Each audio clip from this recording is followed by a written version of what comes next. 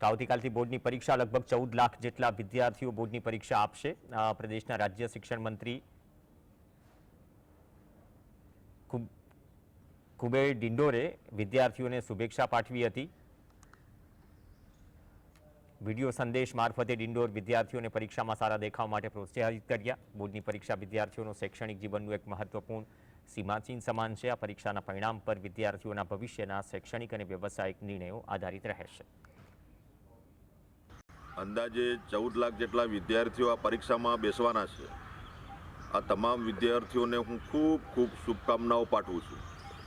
મિત્રો, આ પરીક્ષા માત્ર તમારા એક વર્ષની એક ધોરણની પરીક્ષા છે।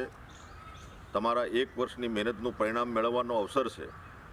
આપના ગુરુજનો, શિક્ષકો પાસેથી મેળવેલા જ્ઞાનને વ્યક્ત કરીને તમારી મૌલિક કુશળતા અને જ્ઞાન શક્તિને પ્રસ્તુત કરવાના ઉત્સવ છે।